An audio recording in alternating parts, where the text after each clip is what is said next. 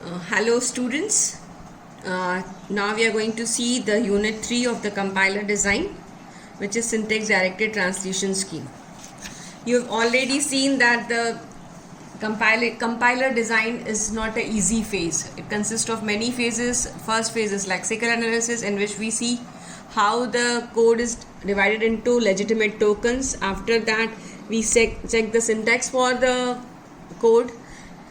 That is done in the syntax analysis phase, and the next phase is semantic analysis phase, in which the constructs which are not carried out in the phase of syntax analysis are taken care. Semantic analysis में क्या होता है? By as the name states, semantic analysis. Analysis तो analyze करना हो गया. Semantic is related to the meaning. Semantic analysis में क्या होता है? It gives you additional information related to the meaning of the program once the syntactic structure is known. मतलब आपने सेकेंड यूनिट में जो पार्सिंग करी उसमें आपने एक स्ट्रक्चर देख लिया कि ये ठीक है. उसके बाद हम क्या करते हैं, उस स्ट्रक्चर से मीनिंग कैसे निकलेगी, उस स्ट्रक्चर से मीनिंग, क्योंकि because see lexical analysis phase, syntax analysis phase and semantic analysis consists the analysis part of the phases of the compilation, and after that starts the intermediate code generation, which relates to the machine. Intermediate code generation is a intermediate between this analysis phase and synthesis phase. So यहाँ पे आप semantic analysis में क्या देखते हो कि जो structure है वो मीनिंग देना चाहिए. जो चीज़ें सिंटैक्स एनालिसिस में कवर नहीं हुई उनको आप यहाँ पर देखते हो. In a type language such as C, semantic analysis involve adding information to the symbol table and perform type checking. Type checking होती है यहाँ. The information to be computed is beyond the capabilities of the standard passing technique, that means syntax analysis. Therefore, it is not regarded as syntax. As for lexical and syntax analysis, also for semantic analysis, we need both a representation formalism and an implementation mechanism. हमको इसको represent भी करना पड़ता है और उसके बाद इसको इम्प्लीमेंट कैसे करेंगे, एग्जीक्यूट कैसे करेंगे, वो भी देखना पड़ता है. As representation formalism in this lecture illustrates what are called syntax directed translations. जो इसको हम रिप्रेजेंट कैसे करेंगे, जैसे ग्रामर रहता है, ग्रामर क्या इंडिकेट करता है, syntactic structure of the language. तो उसी तरह ही सिमेंटिक एनालिसिस में भी हमें पहले रिप्रेजेंट करना पड़ता है, फिर उसके बाद वो काम कैसे करेगा, इम्प्लीमेंट किया जाएगा उसको. Now what is the principle of the syntax directed translation? It states that meaning of an input sentence is related to its syntactic structure. That means it's parsed.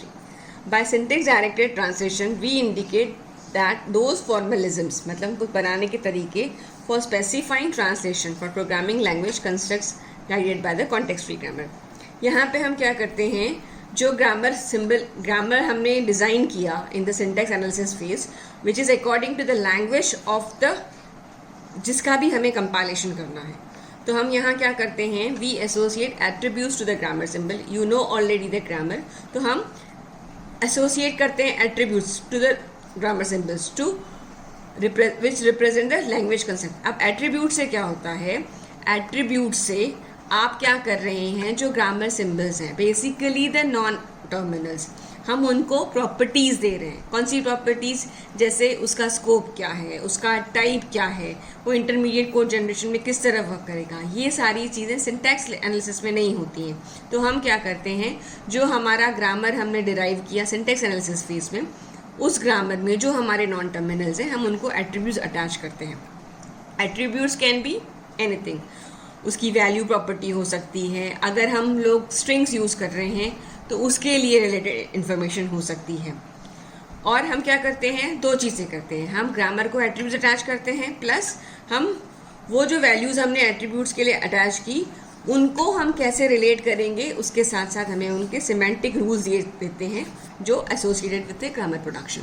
इसका मतलब हमारे पास ग्रामर है, ग्रामर में हमारे पास क्या है, टर्मिनल्स एंड नॉन टर्मिनल्स हैं.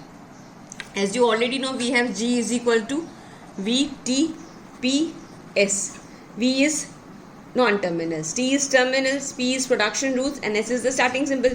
तो यहाँ पे हम वेरिएबल्स के साथ एट्रीब्यूट अटैच करते हैं और प्रोडक्शन रूल्स जो हैं वो हमारे सिमेंटिक रूल्स कैसे बनाएंगे उसके लिए हमें हेल्प करते हैं। इसका क्या मतलब है? इसका मतलब ये है कि जो हमारा ग्रामर है हम उसमें एडिशनल इन्फॉर्मेशन प्रोवाइड करते हैं।